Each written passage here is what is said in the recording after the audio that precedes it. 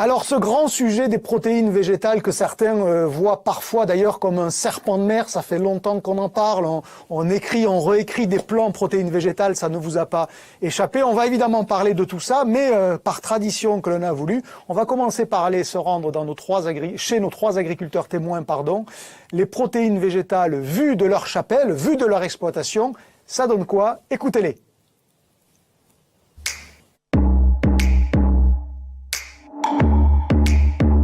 Oui, alors chez moi, il occupe entre 5 et 10% de l'assolement depuis 20 ans sur l'exploitation.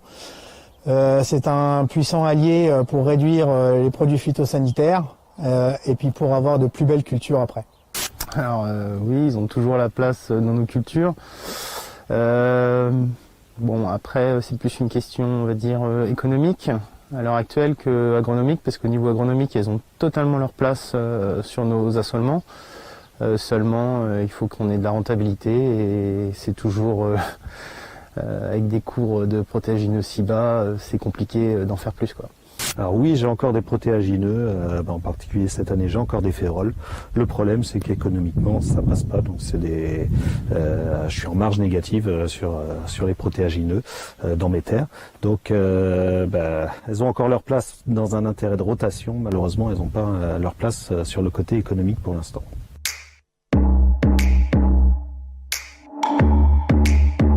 Alors ça doit être au premier rang.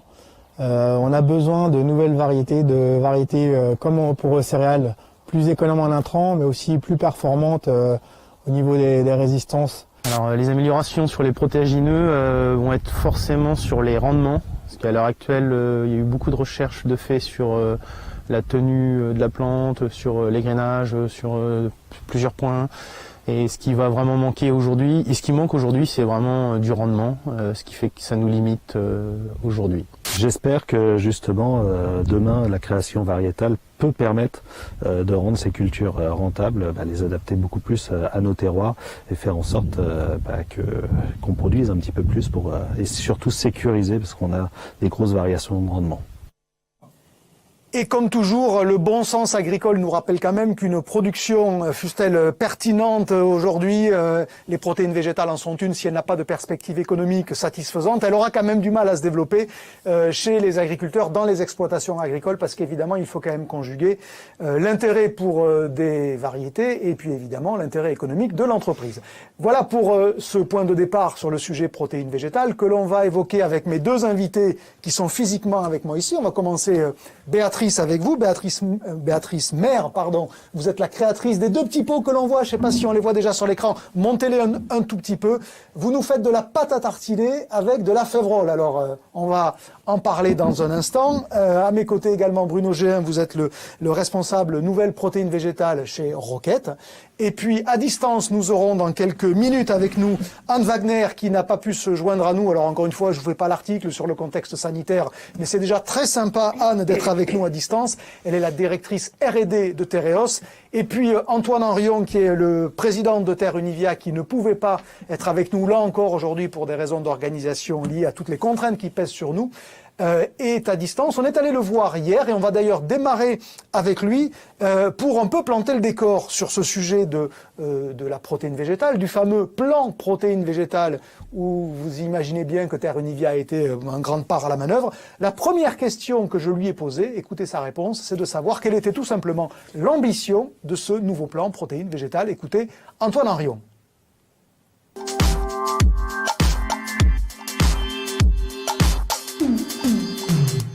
Alors l'enjeu pour la nutrition animale et l'alimentation humaine qui rassemble l'offre potentielle pour la production française de protéines végétales, c'est à la fois les protéines végétales destinées à l'alimentation animale qui sont le plus gros contingent pour augmenter la capacité à produire et notre souveraineté, puisqu'on apporte beaucoup de protéines végétales à destination de l'élevage.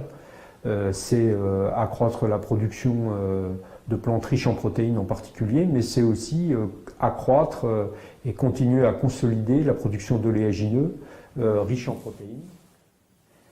Alors, Petit problème dans l'ordre des questions. Alors encore une fois, on a fait du mieux possible en fonction de toutes ces contraintes. Antoine ne pouvant pas être là, nous sommes allés le voir pour lui poser différentes questions. Vous avez vu la réponse à la deuxième question. On va refaire tout dans l'ordre, rassurez-vous, parce que c'est un sujet suffisamment important pour qu'on replante les enjeux dans l'ordre qu'il faut. D'abord, c'est quelle est l'ambition de ce plan protéines végétales sur lequel, encore une fois, Terre Unia, évidemment, a été à la manœuvre. Les ambitions du plan protéines végétales, Antoine Henrion, c'est parti.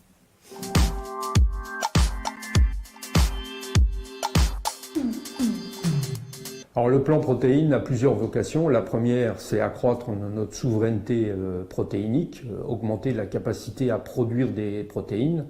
Dans la filière, nous nous y attachons depuis toujours, puisque nous avons été structurellement toujours déficitaires en matière de protéines végétales.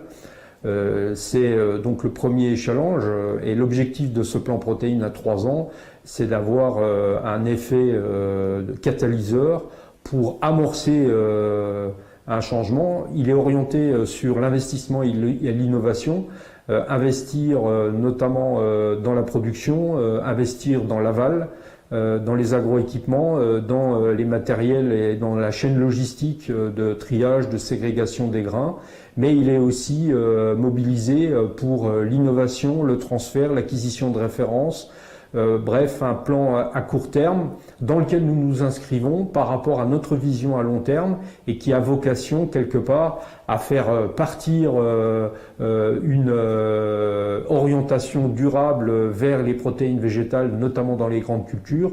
C'est aussi la deuxième vocation de ce plan, un plan de transition des systèmes agricoles vers plus d'oléoprotéagineux, vers plus de protéines végétales, vers plus de légumineuses dans les grandes cultures françaises.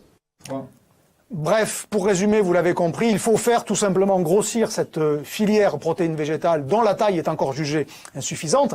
Deuxième question, c'est faut-il le faire dans une logique plutôt de nutrition animale ou carrément d'alimentation humaine? Écoutez la réponse, là encore, d'Antoine Henrion.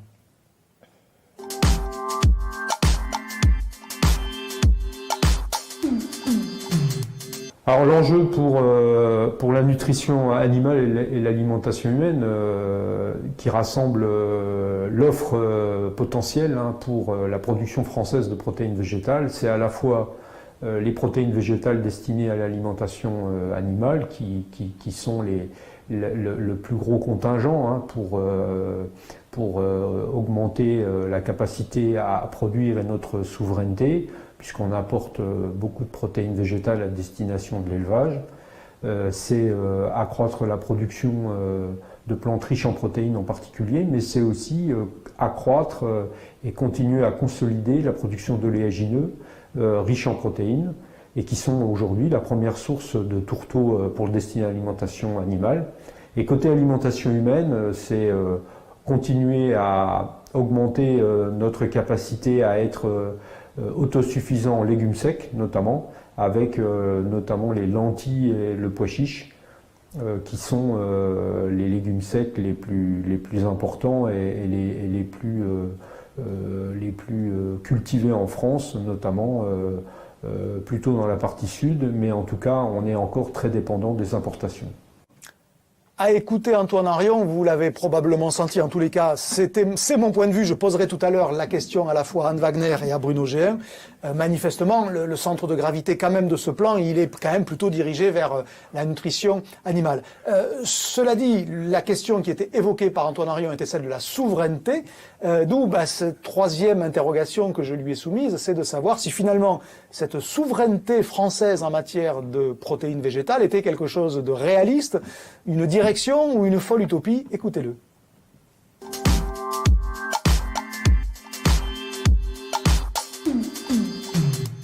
Alors la souveraineté alimentaire, comme je le disais, qui a été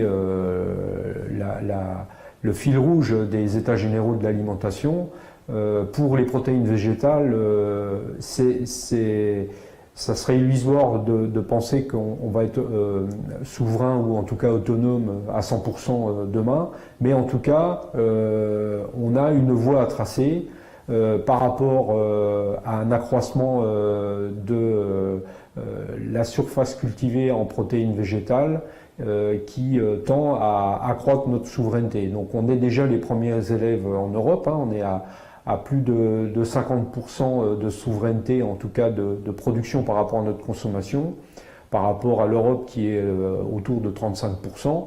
L'objectif, c'est effectivement d'accroître ces productions de plantes riches en protéines, de façon à augmenter cette capacité à fournir les besoins, que ce soit pour l'alimentation animale et l'alimentation humaine française, dans un premier temps, et surtout produire des protéines végétales de proximité, territorialisées, tracées, non OGM, et qui permet aux consommateurs aussi d'avoir une protéine végétale de qualité directement dans son assiette ou par l'intermédiaire des produits d'élevage qui sont nourris à base de ces mêmes protéines végétales. Donc, à demi-mot, ce qu'il faut comprendre, c'est que la souveraineté, c'est plutôt une perspective et non pas une ambition qui se mesurera au pourcentage près. À présent, regardons quelles sont les différentes protéines végétales qu'il faut avoir dans le viseur. Là aussi, le regard d'Antoine Arion, c'est tout de suite.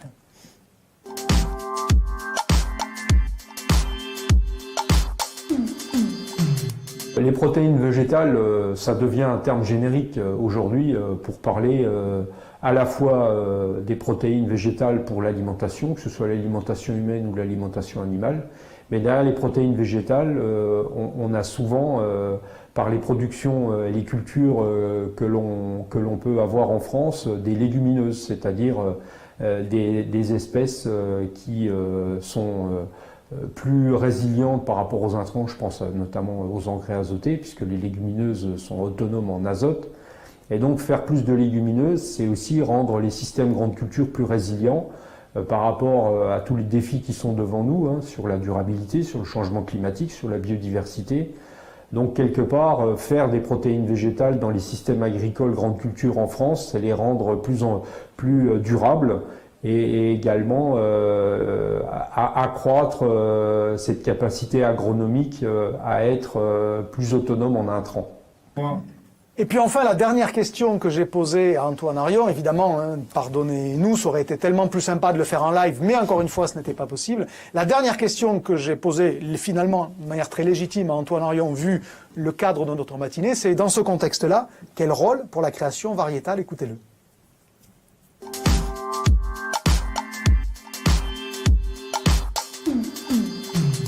Alors la création variétale est un vecteur majeur d'innovation. L'innovation, c'est également un vecteur majeur d'accroître ou en tout cas de faire converger le modèle économique des grandes cultures en France, des protéines végétales bien évidemment, et surtout d'avoir des modèles de production compétitifs par rapport à notre environnement. Même si il faut qu'on développe une offre française de protéines végétales, il faut qu'on soit compétitif par rapport à notre environnement, qu'il soit européen ou mondial. Et donc la sélection, la création variétale est un vecteur indispensable. On a besoin de création variétale par rapport à la production, par rapport à la qualité, par rapport à l'endurance des variétés vis-à-vis des agresseurs, que ce soit les ravageurs, les maladies. On a besoin de création de variétales par rapport au stress climatique, au changement climatique. Pour résumer, l'innovation variétale doit être accompagnée dans le cadre, et bien heureusement elle l'est dans le cadre de ce plan protéines, elle doit être renforcée, mais c'est surtout un investissement sur le long terme parce que l'on sait que pour sélectionner une variété, pour aboutir à un matériel performant, il faut des années, voire des décennies. Et donc c'est un investissement sur le long terme que nous pratiquons et que nous continuerons à faire dans la filière. Regardez les uns les autres. Voilà pour les quelques convictions sur le sujet d'Antoine Arion. Vous avez vu qu'a priori sur la création variétale, le rôle de la recherche, a priori il n'y a pas de sujet, évidemment il est naturellement d'accord avec toutes ces attentes-là. Avec nous pour parler protéines végétales, je vous les ai déjà présentées, mais je recommence. Donc Béatrice Maire qui fait une pâte à tartiner à base de fèverolle qui s'appelle Etoc. Alors vous nous direz après parce que Etoc c'est la version grande distribution et Tartimousse, voilà, qui est aussi peut-être aussi connue, c'est la version magasins spécialisés. Et d'ailleurs, je note que vous avez un collier de Févrole autour du cou. On va demander à la régie s'il est possible de vous faire un énorme gros plan. Mais vous voyez, je ne savais pas que la Févrole pouvait devenir aussi des bijoux. Alors la pâte à tartiner, je le savais. On verra quel est le potentiel de la Févrole. Bruno Géhin, donc, qui s'occupe des nouvelles protéines végétales chez Roquette, qui est avec nous. Et puis à distance, on la remercie encore, Anne Wagner, en charge de la R&D chez Tereos. On va commencer tous les deux, Bruno et puis Anne, parce que vous êtes des gros utilisateurs. C'est pas faire offense à Béatrice que de dire qu'elle est une petite utilisatrice des protéines végétales, ou alors il faudrait vraiment qu'on mange beaucoup de pâte à tartiner. Un petit mot déjà, on va commencer avec vous, Anne, puisque je vous vois, vous êtes à distance. Quelques éléments de contexte, votre regard sur finalement tout simplement cet enjeu protéines dont on parle régulièrement, encore cette année avec le nouveau plan protéines. Quel regard vous portez sur ce qu'on va qualifier d'enjeu protéines végétales en France ? Bonjour à tous. Oui, alors cet enjeu aujourd'hui il crée un engouement, mais ça fait plusieurs années que la filière ou les filières s'y intéressent. Je pense que dans des pays comme les nôtres, qui sont somme toute des pays riches, c'est une vraie demande des consommateurs de varier leurs sources de protéines.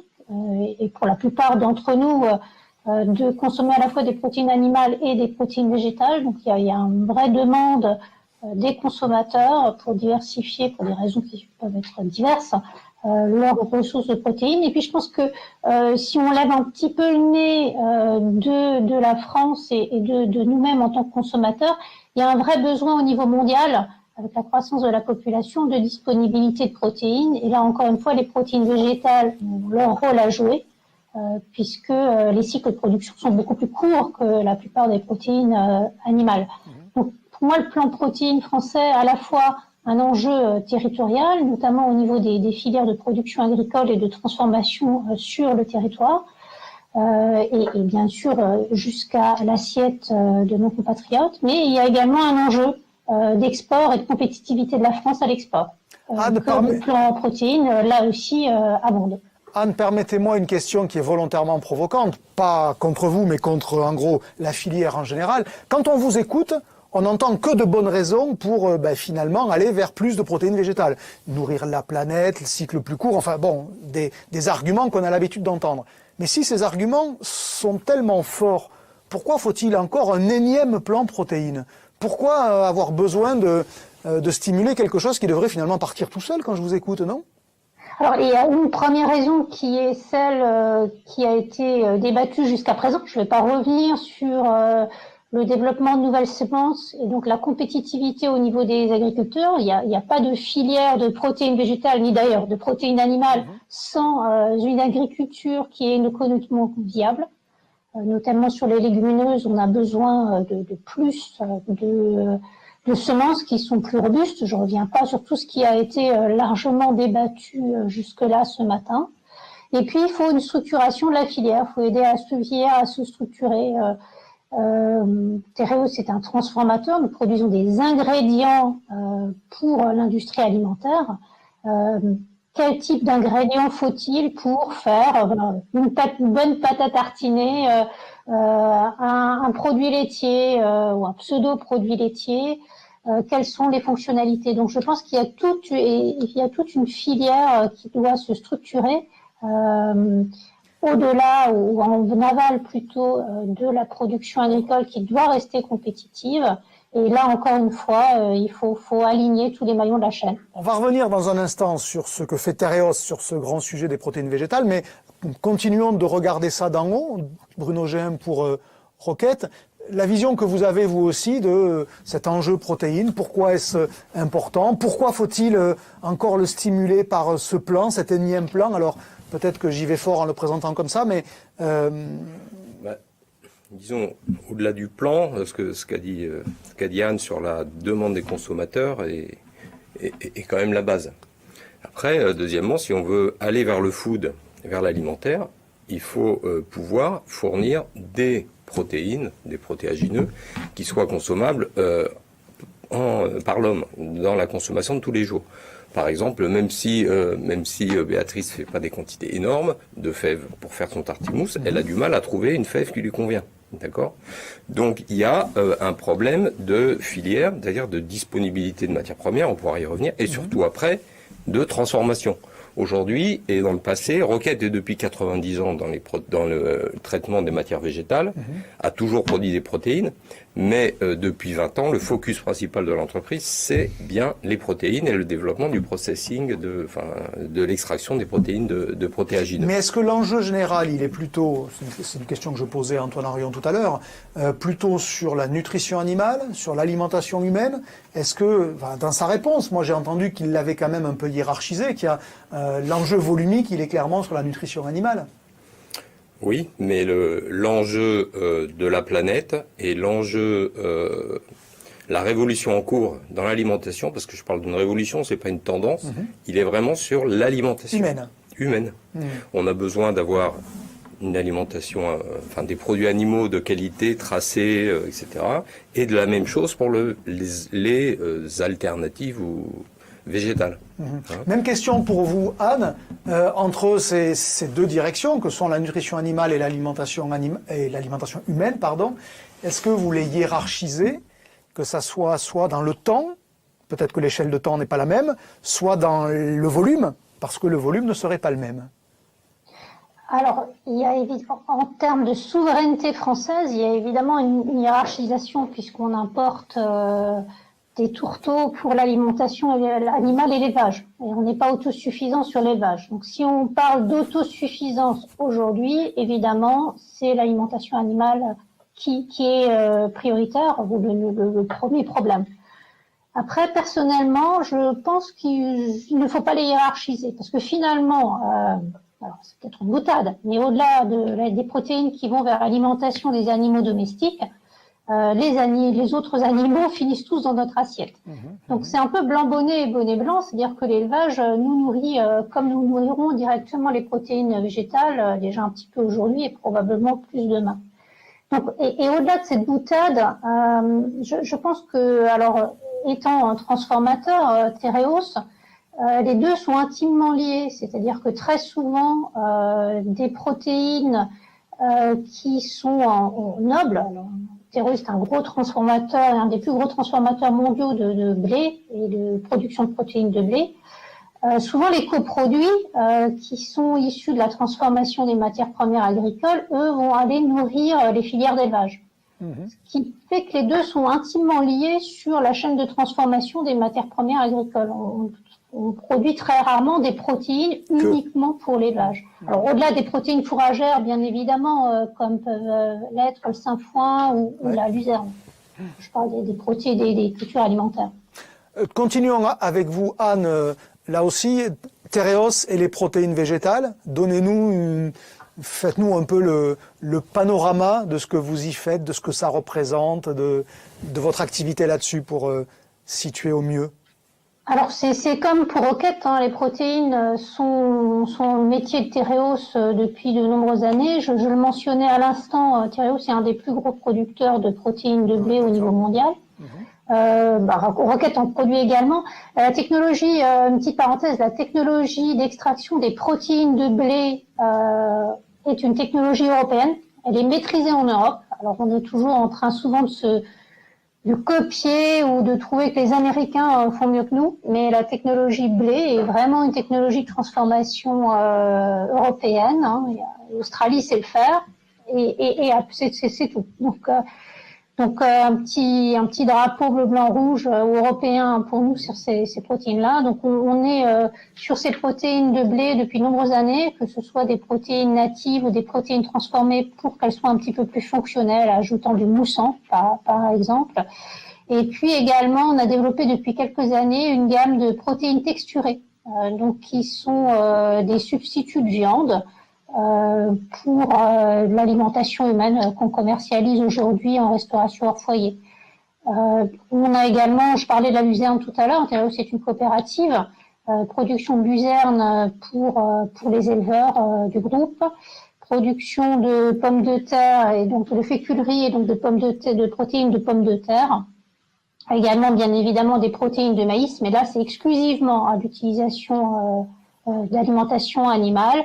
Et puis évidemment, on a de nombreux projets qui portent également sur des légumineuses, notamment sur ce que ça peut apporter sur les rotations de culture d'un point de vue agricole et préservation des sols pour les agriculteurs du groupe.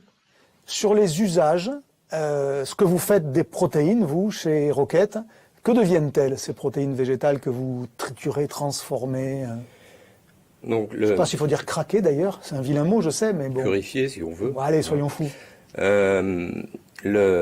La dynamique Rocket, pour revenir un peu à la question que vous parliez, et la priorité depuis 20 ans, c'est bien les protéines pour l'alimentation humaine. L'alimentation animale, on a fait la bascule du saumon, on l'a fait passer au végétal. C'était un de mes premiers jobs chez Rocket dans les années 90. Maintenant, on est sur l'alimentation humaine, typiquement. Et Rocket investit pour ça depuis 20 ans dans la filière pois. D'accord ? Donc pois protéagineux qui sont transformés à Vic-sur-Aisne et l'utilisation de la protéine et de l'amidon sont utilisés en alimentation humaine, dans la nutrition. Alors pour faire quoi concrètement ? Pour faire quoi donc pour faire un peu le menu de. Alors le menu va dépendre. Made by Rocket. Le menu va dépendre un peu des pays, des régions. Mais donc traditionnellement les pots entre guillemets, il y a des pots de protéines qui sont consommés pour la nutrition particulière. Donc ça peut être pour les sportifs, c'est quand même un gros marché, beaucoup en Amérique du Nord. Donc c'est pour ça que ça c'est la poudre de prod pour faire du muscle. En gros, je caricature un peu, mais c'est ça. Après l'effort, il faut le réconfort des muscles et puis en plus ils en profitent pour se développer. Donc ça marche bien. Mais c'est le plus gros marché pour ça, c'est bien l'Amérique du Nord. Et c'est pour ça qu'on construit une usine au Canada, toute neuve, là, qui est en train de démarrer dans les jours. Et ça, c'est fait avec du pois. Toujours avec du pois, mais là, c'est du pois canadien au Canada, du pois français en France. D'accord. Ok. Donc ça, premier usage, on voilà, voit bien ces fameux pots en de nutrition protéines. particulière et tout ce qui est nutrition clinique. D'accord. Donc nutrition clinique. Ça, c'est des espèces de petites crèmes dessert ultra protéinées pour. Dans lesquelles on ne veut pas d'allergènes, donc on va remplacer le lait et le soja, par exemple, par ça. Donc ça, c'est des utilisations assez anciennes également. Tout ce qui est gluten-free aussi. Donc là, c'est tout le secteur de la nutrition particulière. Après, le gros marché, le gros développement aujourd'hui, il est clairement sur les substituts de viande. Et là, la fausse viande. C'est pas joli, mais c'est quand même perçu comme tel. C'est le Beyond Meat, vous voyez, par exemple. Beyond Meat, l'américain qui se fournit chez vous d'ailleurs, je crois, c'est ça. On a un partenariat avec eux, effectivement. Et donc, ce marché demande, par contre, ce sont des boîtes qui démarrent, mais qui deviennent très importantes, demande de s'adapter aux procédés de chaque fabricant. Donc on a du coup des gammes très larges de protéines de pois, on a 15 protéines de pois différentes pour coller aux différentes applications. D'accord ? Et après vous avez le secteur des dairy alternatifs, donc des boissons sans lait, donc du lait sans lait, pour parler non correctement au niveau réglementaire. C'est aussi un très gros marché pour la protéine de bois, parce que beaucoup de laits végétaux ont très peu de protéines. Du lait de riz, du lait d'avoine, du lait d'amande surtout, sont des laits qui ont très peu de protéines. Donc ils sont beaucoup moins performants au niveau nutritionnel que le lait de vache. De pois, pardon. De vache. Oui, mais du coup de pois. Donc du coup, on met du pois dans ces laits pour être au même taux de protéines. Voilà. Compris. Donc vous les supplémentez en protéines, vous supplémentez le lait d'amande, le lait de coco par de la protéine de pois, c'est ça pour comprendre. Oui. D'accord. Et on fait du lait de pois aussi. Autant faire de la pâte à tartiner avec de la févrole, je vois à peu près comment ça peut se faire. Là, je reprends ma casquette de grand candide. J'imagine qu'on mélange tout ça, on presse, voilà. Autant faire une espèce de steak haché avec du pois, j'ai du mal à voir comment ça se fait. Comment vous expliqueriez le process de ces alternatives à la viande à un béotien, les substituts végétaux pour les nuls?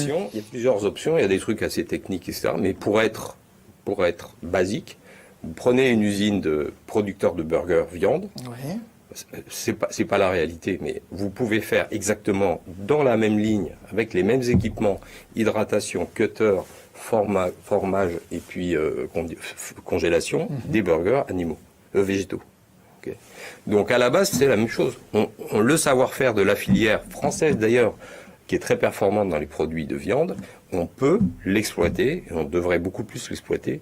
Les bouchers, tous les bouchers et les artisans bouchers devraient avoir une offre végétale. Ça paraît logique, c'est eux qui font les meilleurs plats, c'est eux qui savent aromatiser, c'est eux qui savent jouer sur la texture en mettant un peu de gélifiant, enfin je sais pas, mais donc il y a, c'est pas des technologies très innovantes. Après, chacun peut avoir des tips, donc des spécificités qui vont entraîner que ils ont besoin d'une protéine qui fait plus gélifiante, plus foisonnante, plus émulsifiante. Anne, est-ce que chez Tereos aussi, vous commercialisez ces protéines, je crois l'avoir entendu tout à l'heure, hein, qui deviennent des alternatives à la viande? Oui, alors on commercialise ces protéines depuis de nombreuses années qui peuvent aller, comme l'exprimait Bruno, comme ingrédients dans des boissons sportives ou des boissons ou des produits pour nutrition spécialisés ou des produits sans protéines animales remplaçant de lait. Et puis depuis quelques années, on a développé un substitut de viande qui est un produit texturé. Donc effectivement, il y a deux gammes aujourd'hui qu'on va trouver déjà dans les supermarchés, voire dans les restaurants. C'est le produit type Beyond Meat qui est un burger, donc un haché qui est effectivement l'avantage de pouvoir être produit sur les mêmes lignes de fabrication que les steaks hachés, steaks classiques. Et puis ensuite, il y a d'autres technologies qui se développent et nous, on a plutôt travaillé là-dessus, qui est une technologie d'extrusion. Alors, pour essayer d'expliquer en 2 mots, pour pas être trop longue, nous, on a développé une technologie base, je parlais beaucoup de blé, donc je vais encore parler de blé, sur des protéines de blé. Et en fait, on utilise les propriétés de la protéine telle qu'elle existe dans le blé. Vous savez, finalement, quand on fait une pâte à la maison, ce qui tient la pâte, c'est la protéine qui fait qu'on obtient cette pâte. Eh bien, quand on a de la protéine qui est extraite de manière douce, de manière à préserver ses propriétés qu'elle a déjà dans le blé, on peut la retravailler pour faire à ce moment-là par extrusion, donc avec de la pression pour la fonctionnaliser, pour qu'elle développe ses propriétés de pâte. Faire à ce moment-là plutôt des morceaux et des remplaçants qui, d'un point de vue aspect, du moins, ressemblent beaucoup plus à un morceau de viande. Donc pas de l'aggloméré style steak haché, mais plutôt comme un morceau de viande. Donc on travaille là-dessus depuis quelques années et c'est un produit qu'on commercialise aujourd'hui en restauration hors foyer. Est-ce que le potentiel commercial de ces produits est aujourd'hui avéré? Alors je sais que Beyond Meat s'est lancé en France, notamment chez Casino et Monoprix. C'est pas le carton du siècle, mais il faut accepter de regarder ça peut-être dans le temps très long. Est-ce que, je sais pas, l'un ou l'autre, vous avez des convictions sur le potentiel commercial de ces produits? Anne, je peux commencer, Bruno, excuse-moi. Bien sûr. Je pense qu'en fait, il y a 2 niveaux. Il y a un niveau qui est économique. C'est-à-dire que si on est un consommateur plutôt aisé et dans un pays qui est plutôt riche, on va pouvoir acheter ces steaks hachés qui restent relativement chers. Ouais. On les trouve un peu partout, mais c'est plutôt des consommations pour des pays développés et des pays riches. Et puis après, il faut pour moi encore développer une offre de produits qui sont moins chers, qui sont sur des protéines qui sont plus des protéines de commodité, moins des protéines de spécialité, donc qui sont disponibles en grand volume et à des prix plus bas et qui peuvent à ce moment-là également aller alimenter d'autres zones qui sont économiquement moins favorisées que les nôtres. Même question, Bruno, sur ce que vous voyez de votre propre filière, le potentiel commercial de ces produits. Je reste vraiment encore une fois sur ces alternatives à la viande. On va clôturer le sujet parce qu'il n'y a pas que ça dans les protéines végétales, mais sur ce point-là, il y a du potentiel? Il y a déjà le nombre d'acteurs qui rentrent sur ce marché est énorme. Ça fait pas donc ça c'est un signe. Marché, c'est pas non, mais c'est un signe. Je veux dire, si Nestlé, tous les autres développent ces gammes, c'est bien qu'ils ont vu une opportunité.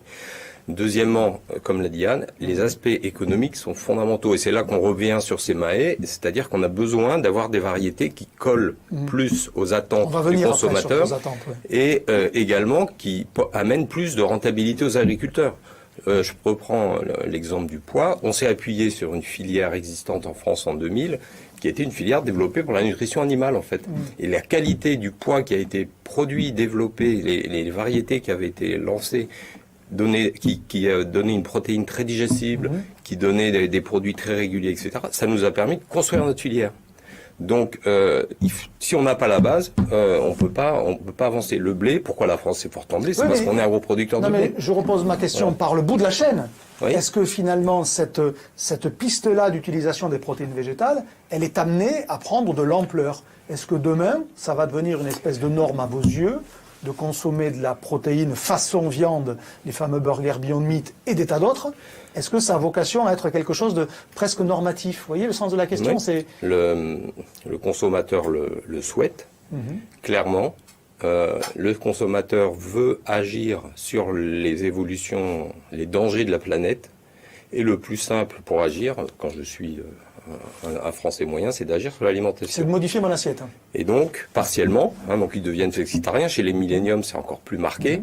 Et ils veulent des alternatives à la protéine animale, aux produits animaux. Mais par contre, ça ne marchera que si c'est à un prix comparable Ce qui n'est pas le cas aujourd'hui. Ce qui n'est pas forcément le cas. Il y a différents niveaux si c'est dans un produit de façon durable, c'est-à-dire, effectivement, on utilise les légumineuses parce que les légumineuses permettent de ne pas utiliser d'engrais azotés, etc. Et puis, c'est fait localement. Et ça, c'est le troisième point qui est très important. Et par ailleurs, il faut que les aspects sensoriels, texture, goût, soient bons. C'est pas forcément les mêmes. C'est le cas aujourd'hui? C'est pas forcément les mêmes goûts que les protéines animales. Mais ça doit être. C'est très important pour aller accéder à un large public. Alors c'est pas le cas aujourd'hui. Oui, c'est le cas aujourd'hui, mais pour les produits chers dont parlait Anne Wagner, pour le français moyen, qui a les moyens, enfin pas moyens justement. Alors que dans les zones rurales du burger végétal, vous en trouvez pas en France. On se retrouve dans un instant, Anne et puis Bruno, où on va parler de vos attentes à présent vis-à-vis de cette grande filière, et notamment sur des sujets peut-être de recherche, de variété. Mais on va continuer dans les usages, on va passer du faux steak haché, j'allais dire, à la vraie pâte à tartiner, avec vous, Béatrice Maire. Alors vous êtes la créatrice, l'inventeuse, je sais pas comment on dit d'ailleurs, d'une pâte à tartiner que vous faites avec des févroles. C'est ce que l'on voit sur l'écran, là, vous l'avez. D'où vient cette idée un peu folle? Alors en fait c'est un pur hasard. Ouais, racontez-nous. Donc moi c'était pas mon métier, j'étais pas dans l'agroalimentaire, j'étais cavalière professionnelle et marchand de chevaux et poneys. Et j'avais quand même après quelques accidents et puis par passion créé une petite chocolaterie artisanale. Donc j'avais déjà un peu les mains dans le chocolat. Alors vous saviez faire de la pâte à tartiner? Sauf qu'elle était faite avec du chocolat. J'en faisais une avec des noisettes et un peu de chocolat qui coûtait très cher et qui était dur comme du bois et qui se vendait pas. Ah bon, d'accord, voilà. d'accord. Et puis donc un jour sur une manifestation agricole, donc en me promenant justement, je rencontre Émeric Desobré de la coopérative Agora sur le stand qui exposait les graines qu'il collecte, dont les févroles. Et je ne connaissais pas, comme tout consommateur moyen, puisqu'on n'en consomme pas en France, il y a très peu de monde qui la connaît. Donc je m'interroge dessus, je pose des questions, de savoir pourquoi on la consomme pas en France, et je dis du coup moi si vous me donnez les graines, j'essaierai d'en faire quelque chose, sans avoir d'idée spécialement, mais en même temps c'est quand même assez surprenant de cultiver des graines et de pas essayer de les consommer, en sachant que ça se consomme puisqu'on l'exportait en Égypte quand même. Donc rapidement, je goûte, je crée une première pâte de févrole sans chocolat qui ressemblait à une crème de marron, et très vite j'ai l'idée de faire une pâte à tartiner, au moins un prémisse de pâte à tartiner. Alors juste déjà, ça se fait comment? Vous prenez les fèves? Voilà, donc en fait, contrairement à tout ce qu'on vient de dire, on a justement un ingrédient, un aliment très peu transformé. C'est-à-dire que moi, je parle pas de protéines végétales, mais je parle vraiment de légumineuses parce qu'on utilise la graine entière, et c'est très important. Il n'y a pas d'extraction. Voilà, pas d'extraction, pas de fraction. Voilà, donc je vais pas vous donner la recette parce qu'elle est maintenue très secrète, mais pour dire, si je vous donnais la recette, vous sauriez presque la faire chez vous à la maison, pour dire à quel point le process est naturel. C'est ce que je veux dire. Je dis pas qu'il n'est pas compliqué. Il faut les écraser, c'est ça, j'imagine. Voilà, on les écrase, on mélange. Je ne demande pas plus, mais en gros, il faut les écraser, en faire de la pâte. C'est ça, et puis on mélange ensuite. Donc on a notre produit phare qui est aux noisettes et cacao. Donc on rajoute noisettes, cacao, sucre. Est-ce que vous avez essayé avec d'autres légumineuses? Parce que après tout, j'imagine que quand je vois ce que le pois chiche devient pour dipper à l'apéritif, je me dis ça pourrait aussi faire de la pâte à tartiner. Voilà, alors j'ai essayé avec du pois. Du pois tout court. Du pois tout court, du pois chiche et Non, Des lentilles, lentilles, non. Ah, de la pâte à tartiner aux lentilles. Il y a quelques végans qui il y en trouvent ça a bien. qui le font. Hein. Il y a une D'accord, dans le pays du puits des lentilles. Là, lentilles, le il y en a un puits qui en a fait. Alors le pois chiche, en termes de goût, c'est pas possible du tout. C'est très fort. Hein. Le pois chiche est très fort. Le poire donne un goût de légumineuse crue. La texture est pas la même. Il faudrait rajouter de l'huile. Je pense que la févrole est vraiment la seule qui permet de se passer d'huile. Vous rajoutez pas du tout de matière grasse pour l'homogénéité. Et on a, si vous voulez regarder, on a une texture très onctueuse qu'on peut pas obtenir avec une autre légumineuse sans ajout d'huile.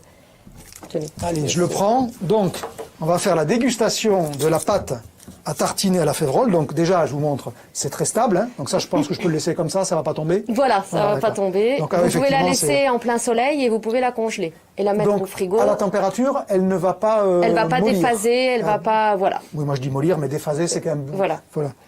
Beaucoup plus sérieux. Donc on a forcément... Ah bah oui, c'est de la pâte à tartiner. Alors, il y a des espèces de petites graines, c'est la pâte de la févrole, en fait. Voilà, donc elle a une texture un peu plus granuleuse qu'on a forcément avec les légumineuses, hein, que ce soit dans le salé ou dans le sucré, donc qui peut surprendre un petit peu le consommateur. C'est la version chocolat, noisette et cacao. Noisette et cacao. Vous remarquerez qu'elle est notée A en Nutri-Score et on est les seuls au monde. Je le montre, hein. Je sais pas si vous le voyez, mais moi je le vois bien, je peux vous garantir. Elle est bien notée A, donc pour une pâte à tartiner, quand même, ceux qui consomment l'autre, on va le dire comme ça. Voilà, elle est notée quoi? E. Et puis les meilleurs sont notés, ceux qui affichent le Nutri-Score sont notés en D. Il y a eu un petit peu d'évolution avec Poulain, Nestlé, Auchan qui en mettent maintenant en D, mais voilà, on est les seuls à l'échelle mondiale à pouvoir proposer un produit avec autant d'enjeux à la fois environnementaux et sociétaux. Donc on a quand même la pâte à tartiner, la seule pâte à tartiner au monde qui est Nutri-Scorée A. C'est quand même pas rien, vous avez bien fait d'être avec nous ce matin quand même. Hein. Voilà. Vous la vendez où? Donc la marque Etoc donc est réservée à la grande surface, donc elle est commercialisée dans le nord, dans les Hauts-de-France en fait, dans les enseignes comme Auchan, Intermarché, Leclerc, Cora. Et puis là on est en train de signer des contrats avec Carrefour également. D'accord. Donc on est par contre encore en direct, hein, on n'est pas sur une plateforme, voilà, la route est encore assez longue. Donc ça veut dire que vous livrez magasin par magasin pour bien dire ce que c'est que du direct. On livre magasin par magasin. Est-ce que ça marche? Alors ça marche parce qu'on a des magasins qui recommandent une deuxième fois. Donc c'est la preuve que ça marche parce qu'il faut dire qu'une fois qu'on est dans le magasin, on n'est pas encore vendu. On a fait que la moitié, même pas la moitié du chemin. On est noyé. Vous imaginez en plus dans le nombre de pâtes à tartiner. Vous regardez un rayon de pâtes à tartiner dans une grande surface. Donc oui, on peut dire que ça fonctionne. On est content. On est content des rotations. Ça a pris 1 an pour démarrer. La première livraison en grand magasin, ça a été il y a 1 an. Ça a été il y a 1 an, juste au moment du premier confinement, à peine avant. Donc, Vous avez une deuxième marque qui s'appelle Tartimousse. Voilà, c'est ça. Donc qui est le premier produit que j'avais fait, la première marque, et qui est réservé à tout ce qui est magasin spécialisé, magasin de produits locaux, et également magasin bio. On a sorti une référence en bio cette année. C'est le même produit dans les deux cas? Voilà. D'accord. Avec une gamme un peu plus complète. Oui, mais c'est juste un changement de marque. Je veux dire, il n'y a pas une recette particulière. Non, pour la marque Tartimousse, on a une gamme de 9 saveurs avec des parfums plus atypiques, chocolat noir à la rose, chocolat noir au gingembre. Mais sinon, les parfums phares, noisette cacao et chocolat noir sont les mêmes recettes. D'accord. Un petit pot comme ça qui fait, je cherche le poids, 220 grammes. 220 grammes, d'accord. Il est vendu à quel prix public? En prix conseillé en grande surface, il est à 3,85. D'accord. Donc c'est en gros... à 16-17 euros le kilo. On est à peine au-dessus de notre Ciolata si on prend le Challenger de Nutella. Donc c'est pas ridicule non plus par rapport à la petite production qu'on a aujourd'hui. Et voilà. Votre rêve le plus fou de créatrice de ce produit-là, qui est pour le coup très différent de ce qui existe, ça serait quoi? C'est d'être distribué à échelle nationale déjà, dans toutes les enseignes de grande surface en France. Et les enseignes, elles vous accueillent comment? Elles nous accueillent plutôt bien. On va dire que sur 100 magasins grande surface des marchés, on en a 70 qui nous référencent. D'accord. C'est déjà pas mal, 70%. Et puis, on en a qui recommandent, donc ça c'est bien. On a plus de mal, bizarrement, à être accueillis dans le bio. et dans les magasins spécialisés. Parce qu'on a sorti une référence en bio, on a eu notre première ça, celle-là, récolte. elle n'est pas bio. Hein. Non, elle n'est pas D'accord. certifiée. Donc on a contractualisé directement avec des agriculteurs. Certains étaient en C1, en cours de conversion, C2. On a un qui était en bio, qui a fait de la semence pour les autres la première année, donc on n'a pas pu utiliser. Donc là, on a eu notre première récolte qui était assez maigre en 2020. Donc on a pour l'instant passé une seule référence en bio pour voir aussi comment on allait être accueilli. Et on est surprise, mais on n'est pas très bien accueilli. J'ai l'impression que, en fait, les enjeux, que ce soit du salé ou du sucré, il va falloir que le consommateur apprenne à changer. C'est pas dans nos mœurs de manger des légumineuses. Vous avez un petit côté Surtout granuleux. en pâte à tartiner. Surtout en pâte à tartiner, mais vous remarquerez qu'en salé aussi, finalement, quand même, si vous regardez, il n'y a pas énormément de monde, même si ça évolue, qui consomme des légumineuses. Il y a beaucoup de monde qui est gêné par cette texture un peu granuleuse. Et j'ai l'impression que la grande surface est beaucoup plus ouverte aux innovations que les magasins bio, comme les Biocoop et autres, ou les ont plus magasins. de place, tout simplement. Bruno, Anne, est-ce que vous connaissiez, alors le protocole sanitaire m'interdit, Bruno, de vous l'attendre, hein, je peux pas, voilà, c'est ça, je sais que vous en mourrez d'envie, mais c'est pas possible. Est-ce que vous connaissiez? Oui, on en a acheté plusieurs fois pour le faire justement déguster à nos équipes de développement R&D pour montrer les atouts de la fève qui a un potentiel fort, je pense. Même si la filière est complètement déstructurée en France. Vous savez combien d'hectares de févrole, ou peut-être le savez-vous, Béatrice? Alors là, vraiment, c'est pas une question piège, je le sais pas du tout. Ça représente combien d'hectares, la févrole, en France? Ça représente, la production représente à peu près 200 000 tonnes. Alors pourquoi je vous réponds pas en hectares? C'est qu'il y a une bonne partie qui est en co-culture, en fait, et destinée à l'élevage, donc en autoconsommation. D'accord. Donc ça, on le voit pas. Qui n'est pas comptabilisé. Donc, et puis on a été sorti du marché égyptien suite à l'interdiction des produits de traitement de la bruche. Les Égyptiens, ils en faisaient quoi de la févrole? C'est leur plat de base. Un foule, c'est comme un gros cassoulet ou des falafels. Donc une base alimentaire très forte. Oui. Alors que nous, c'est presque de l'exotisme. Exactement. Voilà, c'est ça qui est intéressant. Exactement. Anne, vous connaissiez vous aussi Tartimousse ou Etok, suivant. Oui, c'est des produits qu'on a testés dans les laboratoires d'application. Effectivement, on connaît ces produits. Évidemment, on est plutôt transformateur, donc on va plutôt nous regarder la protéine extraite. Oui, bien sûr. Mais effectivement, on a ce côté texture. Par contre, effectivement, je confirme que le goût est très bon, notamment comparé aux autres légumineuses. Allez, avant de vous écouter, Bruno et Anne, sur ce que vous attendriez de différent, de mieux, de plus, de la filière, on va partir dans les Hauts-de-France, puisque vous êtes des Hauts-de-France, et la févrole, dans ce petit pot, vient des Hauts-de-France.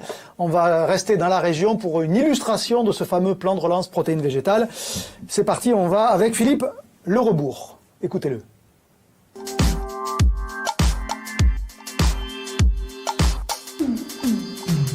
Suite aux assises régionales du végétal, l'ambition des Hauts-de-France est de faire de notre région la première région productrice de protéines végétales en France. Et l'idée au départ était d'aider les obtenteurs à la création de variétés plus adaptées à la production de protéines pour limiter les importations en France, mais aussi parce que nous avons dans la région des industriels qui sont avancés dans l'utilisation des protéines végétales pour la fabrication d'ingrédients destinés à la consommation humaine. C'est un débouché nouveau qui va dans le sens de l'histoire, la production de protéagineux étant agronomiquement très respectueuse de l'environnement, fixation de l'azote atmosphérique, peu d'intrants par hectare produit et un excellent précédent pour les cultures suivantes. Cependant, les productions, bien qu'ayant des atouts agronomiques, on a vu leur surface en protéagineux dans nos départements divisée par 2 en 20 ans, du fait de la faible marge à l'hectare de protéagineux, que ce soit les févroles ou les pois, pour l'agriculteur, rendement faible et prix peu attractif. Et pour l'obtenteur, investir et se lancer dans des recherches pour créer des variétés, alors que le marché des semences est en régression, n'est pas très motivant. Lorsque les nouvelles variétés peinent à se développer, il fallait trouver un soutien à l'obtention végétale. Dans ce contexte, un consensus s'est alors établi autour de l'idée d'instaurer un cercle vertueux, incitant l'agriculteur à produire des protéagineux, tout en favorisant les recherches variétales. Or, il n'existe pas de SRIV en protéagineux. La SRIV, c'est la contribution recherche innovation variétale instituée en céréales. Et l'idée a été de demander à ce que la région subventionne directement l'agriculteur en produisant des protéagineux, à condition que celui-ci puisse justifier de l'achat de semences certifiées et que grâce au système en place de royalty pour l'obtenteur sur ces semences certifiées, le retour de royalty lui permet de financer des recherches pour des variétés à haute teneur en protéines et plus tolérantes aux maladies et aux parasites. La subvention demandée est de 100 à 150 euros de l'hectare et sur 3 ans avec une traçabilité grâce aux semences certifiées. Et on peut espérer que les retombées seront positives pour toute la filière semences et qu'un cercle très vertueux se mette en place et qui devrait permettre à des agriculteurs d'être motivés pour produire des protéagineux et acheter des semences certifiées. On a environ 25 000 hectares de protéagineux sur la région. Des agriculteurs multiplicateurs et des stations de semences qui pourraient retrouver des niveaux de production attrayants et assurer la traçabilité de cette opération. Et puis cet établissement de sélection pouvant engager des travaux de recherche pour des variétés à haute teneur en protéines grâce aux royalties perçues sur ces semences certifiées. Et puis également dans la chaîne, une transformation industrielle optimisée et dans la région de production, ça veut dire sans transport de matières premières. Et puis au niveau de la région, les Hauts-de-France s'inscrirait dans une démarche agro-environnementale intégrée et de très grande ampleur. Voilà, le projet est déposé, on n'a pas encore le retour et j'espère de tout cœur au nom des participants à ce projet qu'il ira à son terme. Retour sur le plateau avec notamment Bruno Géhin et Anne Wagner que je vais mettre à contribution pour tenter de voir avec eux quelles sont leurs attentes par rapport à ces sujets de protéines végétales et notamment peut-être des attentes variétales. Je vous rappelle, vous aussi qui nous suivez, vous pouvez poser les questions, elles arriveront et je me ferai votre porte-parole sur le chat. Vous avez encore quelques minutes pour poser les différentes questions. Et si jamais je ne les ai pas posées moi-même, je les poserai à nos invités. Bruno, vous attendez quoi de la recherche variétale, de ce monde de la semence, de la recherche? Qu'est-ce qu'il pourrait être mieux fait de manière plus intense pour que les protéines végétales soient un succès à terme? Donc aujourd'hui, comme on l'a dit tout à l'heure, on sait, l'industrie, la filière sait produire ce que le consommateur attend en termes de texture, de goût, etc. Ça, c'est le consommateur actuel. On est au point. Techniquement, on a des réponses. Demain, techniquement, ça devra être différent. C'est-à-dire qu'aujourd'hui, il suffit pas de. Aujourd'hui, certains achètent un produit alternatif de viande basse protéine végétale et ils sont contents. Et après, quand on commence à regarder l'étiquette et qu'on creuse un peu comment c'est fait, si on voit qu'il y a une protéine qui vient d'Asie, une autre qui vient d'Amérique du Nord, des liants qui sont extraits de graines qui sont produites en Afrique et puis d'autres. Enfin voilà, donc il y a besoin, ce dont on a besoin, c'est d'ajouter de la cohérence à la filière. Vous êtes en train de nous dire qu'il faut être capable de produire tout sur place. Voilà. À demi-mot, c'est ça? À demi-mot, c'est ça. D'accord. Et ça veut dire que les solutions qu'on peut avoir sur place, notamment justement via les variétés, doivent permettre de résoudre certains challenges qu'on résout aujourd'hui en ajoutant des additifs à nos clients, en ajoutant des additifs, des liants, des texturants. Alors, et d'autres sources de protéines. qu'est-ce qu'il y a comme challenge? C'est le mot que vous utilisez. Qu'est-ce qu'il faut être capable d'atteindre comme objectif? Alors, il y a le premier challenge, et je pense que c'est le point clé, c'est pour ça que c'est très important, ces journées, c'est de travailler dans le même sens. De travailler ensemble tout le long de la filière. Donc il y a des initiatives qui sont très très bonnes, dont le fameux programme Protéines dont on parlait, mais il y a aussi des structures qui se mettent en place. Il y a Protéines France, qui s'est structurée il y a 4 ans, Anne Wagner était présidente à l'époque, et Protéines France intègre des acteurs de la filière. Il y a des semenciers, des Limagrains et autres, et jusqu'à les clients B2C, qui ont des unités en France, voire la grande distribution. Et là, il y a des échanges techniques, mais aussi la réglementation est inexistante et pas structurée pour ces produits. Donc il y a des gros challenges, et puis il y a la nutrition, etc., etc.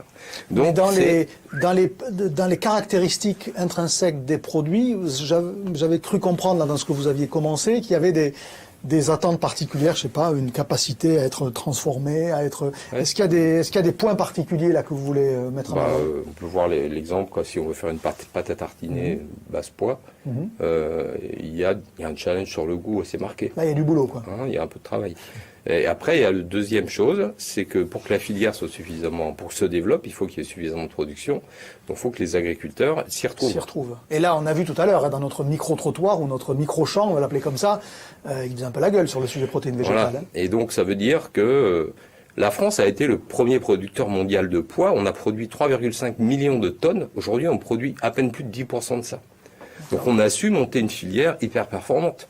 Donc on est capable. Mais par contre, il faut que les poids en question correspondent au marché pour qu'ils puissent être payés dans de bonnes conditions.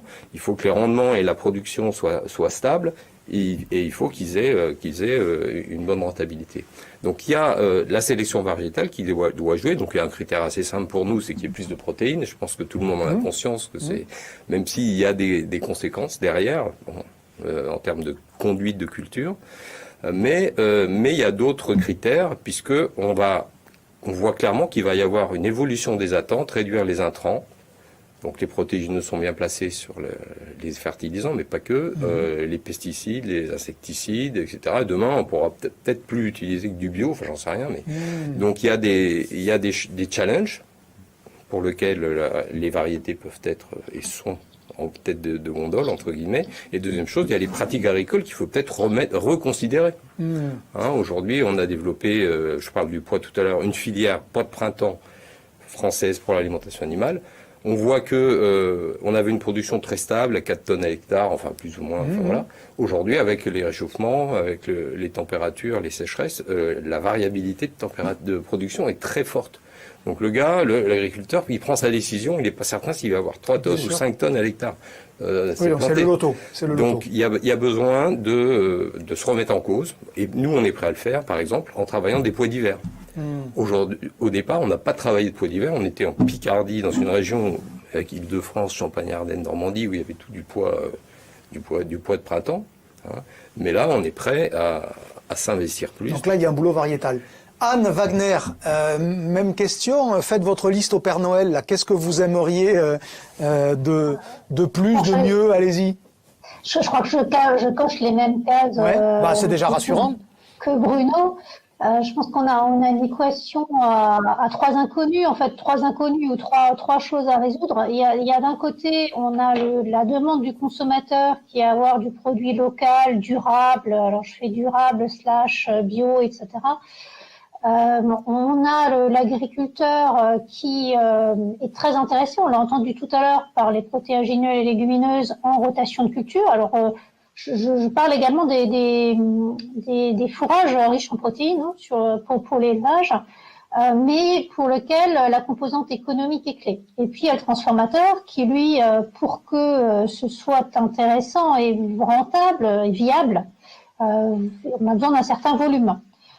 Donc, on a cette équation à 3 composantes et je pense que une des clés, c'est effectivement le travail sur les semences, notamment sur les légumineuses, d'avoir des semences qui sont plus résistantes, c'est-à-dire qui soient moins soumis en germination et moins soumis aux aléas climatiques et qui soient peut-être résistants, qui ont besoin de moins de traitement par rapport aux résistantes aux ravageurs. Ça, c'est le premier point. D'un point de vue transformation, il y a un point dont on n'a pas parlé, qui est assez émergent d'un point de vue recherche et développement, qui est le goût. On parlait du goût tout à l'heure, effectivement, mais quel est le lien entre la semence, la variété et le goût? Est-ce qu'on peut travailler sur les semences pour améliorer les goûts? On parlait des goûts verts, des légumineuses, etc., qui peuvent être gênants dans certains usages. Est-ce qu'on peut travailler là-dessus? Je pense que là, c'est les 2 composantes essentielles et on a beaucoup parlé des légumineuses. Je terminerai en revenant sur le blé. C'est une protéine qui est pondéreuse et pas chère. Et on a là également un travail encore à faire sur les variétés de blé. Il y a eu un intervenant tout à l'heure d'Arvalis sur les variétés de blé. il y a quelques années, on a fait un travail avec Arvalis sur des variétés de blé. On a vu que certaines, sans pouvoir avoir une explication génétique très précise, stocker dans le grain plus de protéines que d'autres. Même si on n'est pas à 25% de taux de protéines dans le blé, on est plutôt autour de 12 à 15%. Certaines, avec la même supplémentation azotée, stocker plus de protéines. Donc, je pense que là aussi, même sur ces sujets-là, il y a encore du travail à faire d'un point de vue variété. Même question aussi, alors vous, c'est la févrole. Si vous aviez une requête à faire par rapport à la matière première que vous utilisez, ça serait quoi par rapport à votre usage? Alors moi, ce que je voudrais, c'est une févrole d'hiver sans vicine convicine. Par rejoindre donc ce que dit Bruno, il dit on est prêt à à travailler maintenant avec du pois d'hiver. Moi, mes agriculteurs cette année, il y en a qu'on dit bah oui, mais avec le réchauffement climatique, la févrole de printemps c'est trop compliqué, on va semer de la févrole d'hiver. Sauf que aujourd'hui, il n'y a pas de variété de févrole sans vicine convicine qui est un facteur antinutritionnel, donc ça pose des problèmes à un très faible pourcentage de la population qui est atteint de favisme, mais surtout, donc on préfère utiliser une variété sans, mais surtout ça pose un gros problème de goût. Et on en revient au niveau de... ça se perçoit dans le produit final. Voilà, et c'est vraiment pas bon, enfin vous pouvez pas le manger, et on en revient vraiment, moi j'ai testé, goûté une dizaine de variétés de févrole, j'en ai choisi une qui convient vraiment très bien, aujourd'hui je veux travailler qu'avec celle-là, j'en ai trouvé une autre qui va très bien convenir pour du salé, aujourd'hui je n'ai pas la capacité de travailler avec plusieurs variétés parce qu'on est trop petit, mais voilà, on peut pas dire bah tiens je prends de la févrole, je prends du tout venant, et aujourd'hui c'est un peu ce qui se passe, tout le monde, on sème, on mélange tout, puis on vous envoie ça, donc là c'est pour ça qu'on travaille avec chaque agriculteur en direct. Vous avez pu faire votre liste au Père Noël vous aussi. Mais voilà, je voudrais une variété d'hiver. Allez, pour terminer, quelques questions en rafale qui sont arrivées sur le chat et que je vous partage pour Bruno et Anne principalement. Est-ce que la France agricole est vraiment potentiellement compétitive sur ces protéines végétales? Est-ce qu'il y a un vrai potentiel compétitif? C'est pas le cas dans l'immédiat, c'est pour ça que la question se pose plutôt sur le terme du potentiel. Il y a un historique, il y a des choses qui ont été faites. Il y a eu par exemple des plutôt ciblés nutrition animale. Je veux dire, moi, quand j'étais à l'UNIP en 2008, ça faisait 5 ans que Roquette faisait des protéines, des produits à partir de pois pour l'alimentation humaine, et ils étaient pas au courant.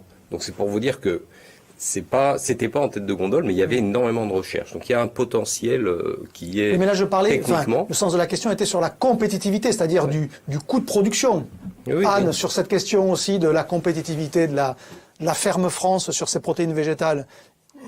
On a aujourd'hui des contraintes environnementales qui sont très dures en France. Plus qu'ailleurs. Parfois on a tendance administrativement à laver plus blanc que blanc et à nous imposer, à s'imposer des contraintes environnementales qui sont plus dures que celles de nos voisins. Même si dans l'absolu, évidemment, elles se justifient, mais néanmoins on vit dans un environnement compétitif. Donc je pense que là la vie est un petit peu plus dure que pour certains de nos voisins. Là où la vie est un petit peu plus facile pour nous, c'est la surface agricole et le savoir agricole que possède la France, et puis son réseau d'industriels, que ce soit de la transformation ou d'utilisation directe. Oui, mais là on n'est plus sur la compétitivité. Là on n'est plus sur la compétitivité de l'exploitation. Anne, c'était ça le sens de la question, je pense. Une deuxième question. En moyenne, le rendement il double en France pour les protéagineux par rapport au Canada, qui est le premier producteur mondial. Donc il y a quand même un savoir-faire, une technologie, des conseils à l'agriculteur qui sont très performants et différenciants par rapport aux autres pays. Même par rapport à l'Australie, on est 3 fois plus élevé sur le poids. Enfin, c'est très très. Une autre question qui était probablement plus pour vous, Bruno, parce que c'est vous qui avez soulevé cette idée d'être sur à peu près toutes les filières possibles, disant qu'il fallait avoir une palette large de production locale. Est-ce que, la question je vous la lis, est-ce que c'est réaliste de produire toutes les protéines végétales localement? Pour des ingrédients de base qui rentrent dans des produits, dans une offre très large, ça paraît difficile. Le point que j'ai dit, c'est qu'on a besoin de faire évoluer notre offre, et ça veut dire être plus soluble, être moins soluble, avoir plus de protéines, moins de protéines, etc., pour coller aux différents marchés. Après, produire localement, il faut trouver l'optimum. C'est-à-dire que nous, on a décidé, au lieu d'agrandir notre usine de Vic, qu'on a agrandi d'ailleurs en Picardie, on a décidé de construire une usine de zéro au Canada pour fournir le marché nord-américain. Donc il y a du relatif. Le local, il est chacun à son échelle, voilà, c'est bien connu. il y a des échelles très différentes. Parfait. Et on va pas faire du tartimousse chez Roquette, c'est sûr. Bon, déjà, vous avez un concurrent de moins potentiel. Maintenant, il faut juste que Ferrero accepte de ne pas faire de pâte à tartiner avec de la févrole. Les connaissant un peu, vous êtes tranquille pour quelques années. Merci en tous les cas. On commence par Anne, qui était à distance. Merci Anne, la directrice R&D du groupe Tereos. Bruno Géin, qui s'occupe des nouvelles protéines végétales chez Roquette, et puis enfin Béatrice Maire, qui est la créatrice de Tartimousse et de Etoc. En votre nom qui nous suivez, il n'y a pas les applaudissements que l'on a d'habitude en présentiel, mais je vous remercie de votre participation. Merci à tous les trois.